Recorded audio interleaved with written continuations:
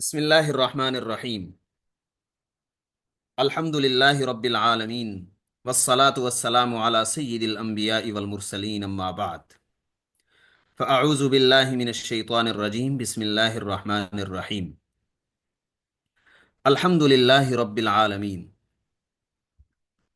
الرحمن الرحیم مالک یوم الدین۔ الحمد للہ ہمارے دورۃ القرآن الکریم کا آغاز ہو چکا ہے۔ آج ہم اس کی افتتاحی کلاس میں موجود ہیں، اور اس کی افتتاحی کلاس بھی سورۃ الفاتحہ سے متعلق ہے، کیونکہ فاتحہ بھی افتتاح کا نام ہے۔ فاتحہ کہتے ہی افتتاح کرنے والی کو ہے۔ آپ لوگوں کا سبق تو انشاءاللہ ہوگا، میں صرف آپ کے ساتھ اس آغاز میں شریک ہوں، اس افتتاح میں شریک ہوں۔ میرا اور کوئی مقصد نہیں ہے، پڑھانا مقصد نہیں ہے۔ چند چیزیں جو آپ کی دلچسپی پیدا کرنے کے لیے میں نے پیش کرنی ہے وہ آپ دیکھیں گے۔ سب سے پہلے سورۃ الفاتحہ کے نام دیکھیں گے ہم، کہ یہ جو سورۃ فاتحہ ہے اس کے کتنے نام ہیں۔ یہ ضروری نہیں ہے کہ یہ قرآن کے اندر موجود ہوں یا حدیث کے اندر موجود ہوں۔ ایسے نام بھی ہیں جو حدیث کے اندر موجود ہیں، اور بعض نام ایسے بھی ہیں جو صحابہ کرام اور تابعین سے منقول ہیں،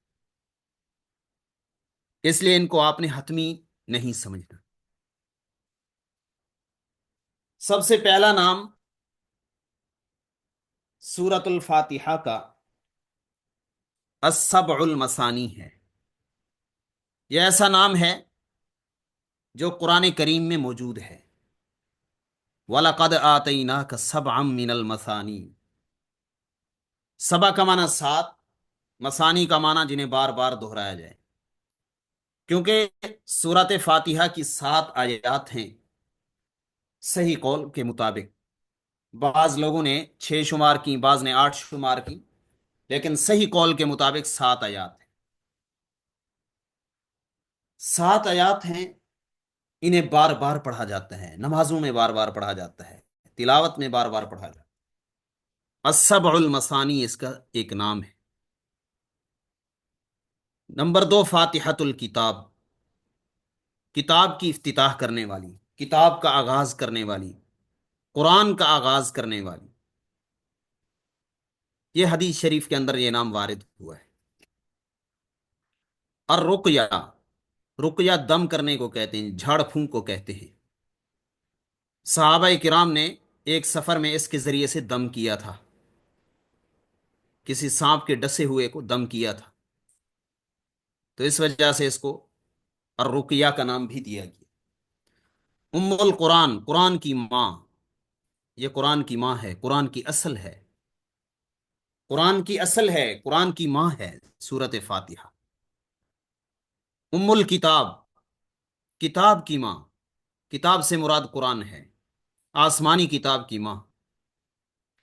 الحمد للہ رب العالمین، یہ نام بھی اس کا لیا گیا ہے، الحمد للہ رب العالمین۔ الاساس، بنیاد، یہ قرآن کی بنیاد ہے، قرآنی علوم کی بھی بنیاد ہے۔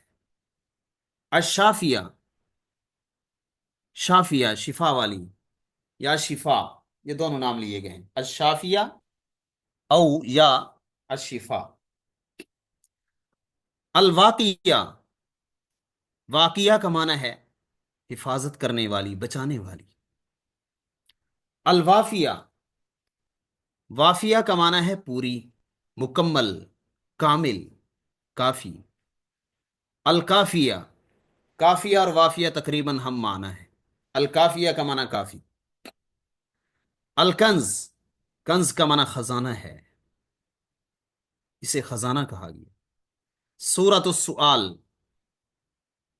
سؤال کی صورت، مانگنے کی صورت۔ اس میں ہم اللہ سے مانگتے ہیں اہدنا الصراط المستقیم. اپنے تمام معاملات، تمام ضرورتیں، تمام حاجتیں اس صورت کے ذریعے سے مانگی جاتی ہیں، اور یہ تمام چیزیں اہدنا الصراط المستقیم کے اندر موجود ہیں. الواجبہ، جو واجب ہے، جو لازم ہے. نماز کے اندر یہ صورت واجب ہے، لازم ہے. سورۃ النور، روشنی والی صورت، نور والی صورت. سورۃ التفویض، سپرد کرنے کی صورت، حوالے کرنے کی صورت. اس میں انسان اپنے آپ کو اللہ کے حوالے کر دیتا ہے. ایاک نعبد و ایاک نستعین. سورۃ الحمد، تعریف والی صورت. سورۃ المناجات، سرگوشی والی صورت. اس میں بندہ اپنے رب سے مناجات کرتا ہے، سرگوشیاں کرتا ہے. سورۃ تعلیم المسئلہ، مانگنے کی تعلیم والی صورت. اس کے اندر اللہ نے مانگنا سکھایا ہے کہ مانگنا کیسے ہے، مانگنے کا طریقہ کار بتایا گیا ہے. جی. اس کے بعد یہ صورت موجود ہے، یہ انشاءاللہ آپ لوگ پڑھیں گے اپنے سبق میں. اعوذ باللہ من الشیطان الرجیم، بسم اللہ الرحمن الرحیم. الحمد للہ رب العالمین. تمام تعریفیں اللہ کے لیے جو رب العالمین ہے، تمام جہانوں کا رب ہے. عالمین، یہ عالم کی جمع ہے. امام راضی رحمۃ اللہ علیہ لکھتے ہیں کہ 18,000 عالم ہیں، 18,000. الرحمن الرحیم، بڑا مہربان، نہایت رحم کرنے والا. مالک یوم الدین، قیامت کے دن کا مالک ہے. عجیب انداز ہے اللہ تعالیٰ کا. جب بچہ پیدا ہوتا ہے اسے پرورش اور تربیت کی ضرورت ہے، تو رب العالمین، رب العالمین، پرورش ہو رہی ہے. رب، رب کا معنی تربیت کرنے والا، پالنے والا. شاہ عبد القادر رحمۃ اللہ علیہ پرانی اردو میں اس کا ترجمہ کرتے ہیں پالن ہار ہے. رب کا معنی پالن ہار، یہ پرانی اردو میں پالنے والا. بچہ جب پیدا ہوتا ہے اسے تربیت کی ضرورت ہے، پالنے کی ضرورت ہے، اسے پالا پوسا جاتا ہے، تو رب العالمین. جوانی میں جاتا ہے، گناہ ہوتے ہیں، خوف آتا ہے، تو فرمایا الرحمن الرحیم، وہ رحمان بھی ہے، رحیم بھی ہے. لیکن پھر گناہوں میں آگے بڑھنے لگتا ہے، تو پھر کہا مالک یوم الدین، حد تک رہیں، قیامت کے دن کا مالک ہے، پکڑ لے گا وہاں پہ. بڑھاپا آتا ہے تو بس عبادت ہی عبادت، ایاک نعبد و ایاک نستعین. بڑھاپے میں ہر وقت تسبیحات میں ایاک نعبد و ایاک نستعین. عجیب انداز کے اندر اس کا آغاز کیا گیا. ایاک نعبد و ایاک نستعین، تجھ ہی، تیری ہی عبادت کرتے ہیں، تجھ ہی سے مدد مانگتے ہیں. اور یہ اگر ہم اس پہ عمل نہیں کرتے تو ہر نماز میں ہم یہ کئی بار جھوٹ بولتے ہیں. ہر نماز میں ہم اپنے رب کو کہتے ہیں کہ تیری ہی عبادت کرتے ہیں، تیرے علاوہ کسی کی نہیں. ایا کا مفعول بھی مقدم ہے، حسر کا فائدہ دیتا ہے، بلاغت جاننے والے جانتے ہیں. حسر کا فائدہ دیتا ہے کہ تیرے علاوہ کسی کی نہیں، صرف تیری. مفعول جب مقدم ہو تو اس کا معنی ہے صرف، صرف تیری عبادت کرتے ہیں، صرف تجھ سے مدد مانگتے ہیں. یہ اگر ہم غیر اللہ سے مدد مانگتے ہیں، غیر اللہ کی عبادتیں کرتے ہیں، سجدے کرتے ہیں مزارات پہ ادھر ادھر جا کر، تو یہ ہم ہر نماز کے اندر اللہ سے کئی بار جھوٹ بولتے ہیں. ہر رکعت کے اندر، نماز کی ہر رکعت میں ہم اللہ سے یہ جھوٹ بولتے ہیں ایاک نعبد و ایاک نستعین. یہ ہر شخص اپنے گریبان میں جھانک سکتا ہے کہ میں جھوٹ بولتا ہوں نماز میں یا سچ بولتا ہوں. ایاک نعبد و ایاک نستعین. اہدنا الصراط المستقیم، ہمیں سیدھی راہ دکھلا دیجئے. الصراط المستقیم، سیدھی راہ. صراط الذین انعمت علیہم، راہ ان لوگوں کی جن پر آپ نے انعام فرمایا ہے. غیر المغضوب علیہم، نہ کہ راہ ان کی جن پر غضب ہوا تیرا. ولا الضالین، اور نہ ہی وہ جو گمراہ ہو گئے ان کی راہ بھی نہ دکھنا. آمین، قبول فرما لیجیے. جی. یہ سرسری سا میں نے ترجمہ کیا ہے، آپ لوگ انشاءاللہ پڑھیں گے اس کو، آگے چلیں جی۔ النکات المہمہ، چند اہم نکات۔ سب سے پہلی چیز ہے کہ رحمان اور رحیم میں فرق کیا ہے؟ رحمان اور رحیم میں فرق کیا ہے؟ دو فرق بیان کریں گے۔ پہلا فرق یہ کہ رحمان کا تعلق دنیا سے ہے اور رحیم کا تعلق آخرت سے ہے۔ اللہ تعالیٰ دنیا کے اندر مومن کو بھی دیتا ہے، کافر کو بھی دیتا ہے، بلکہ کافر کو بڑھا چڑھا کے دیتا ہے، کیونکہ وہ جو دنیا کے اندر اچھائیاں کرتا ہے اس کا بدلہ بھی اس کو یہاں ملنا ہے، آخرت میں تو اس کو ملنا نہیں ہے۔ اس لیے کافر ہم سے آسائشوں میں ہیں، ہماری بنسبت وہ زیادہ آسائش میں ہیں، کہ ان کو آخرت میں بدلہ نہیں ملنا، یہی ملنا ہے سارا۔ رحمان کا تعلق دنیا سے ہے کہ اس کی رحمت عام ہے، مومن کے لیے بھی ہے، کافر کے لیے بھی ہے۔ اور رحیم کا تعلق یہ آخرت سے ہے کہ آخرت میں صرف اور صرف اللہ کی رحمت مومن کے لیے ہے، کافر کے لیے نہیں۔ رحمان کا تعلق دنیا اور آخرت سے، گویا کہ اللہ کی رحمت عام ہے، سب کو شامل ہے، مومن و کافر سبھی کو شامل ہے، فرما برداروں اور نافرمانوں سبھی کو شامل ہے۔ اور رحیم کا تعلق آخرت سے ہے کہ اس کی رحمت خاص ہے صرف مومن کے ساتھ، ایمان والوں کے ساتھ، فرما برداروں کے ساتھ۔ یہ ایک فرق۔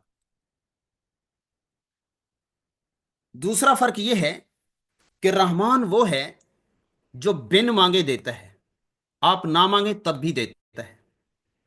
کتنی نعمتیں ہیں جو آپ نے نہیں مانگی، اللہ نے بن مانگے دے دی۔ اور رحیم وہ ہے، اس کی وہ رحمت ہے کہ اگر آپ اس سے نہ مانگیں تو وہ ناراض ہو جاتا ہے۔ اللہ سے نہ مانگیں وہ ناراض ہوتا ہے، وہ رحیم ہے۔ رحمان ہے، بن مانگے نعمتیں دیتا ہے، رحیم ہے، نہ مانگو تو ناراض ہوتا ہے۔ یہ دو فرق ہیں۔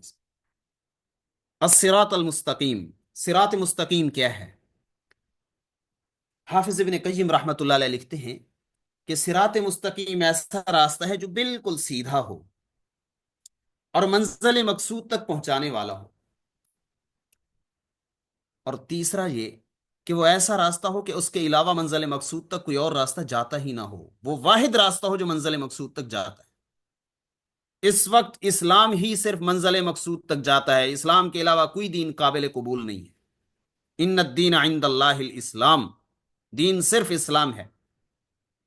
ومن یبتغی غیر الاسلام دینا، جس نے اسلام کے علاوہ کوئی دین تلاشا، فلن یقبل من، اس سے ہرگز قبول نہیں ہوگا، وہو فی الآخرۃ من الخاسرین، وہ آخرت میں خسارہ اٹھانے والوں میں سے ہو۔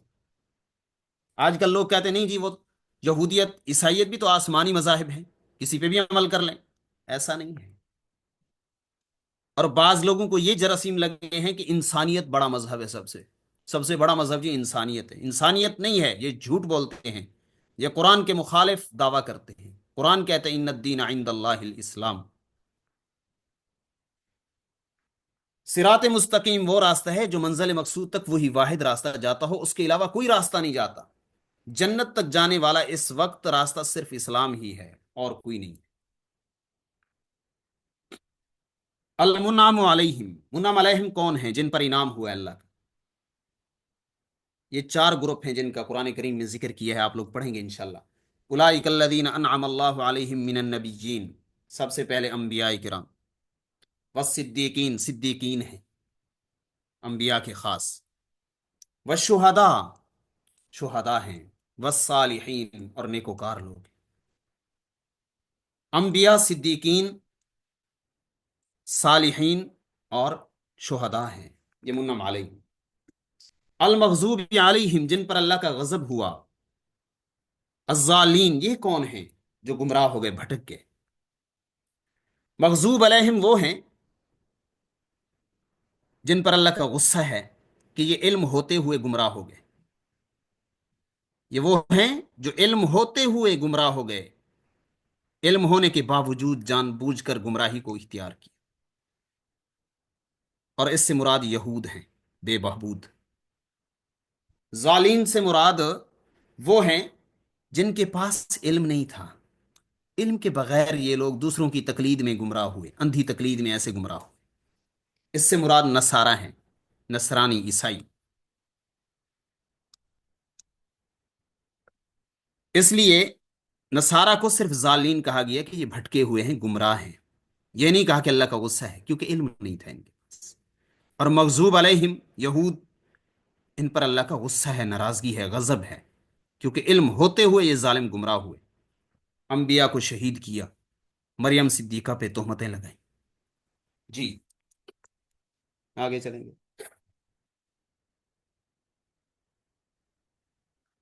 فاتحۃ الکتاب منظوم، اس کے اندر صورت فاتحہ کا منظوم ترجمہ ہے۔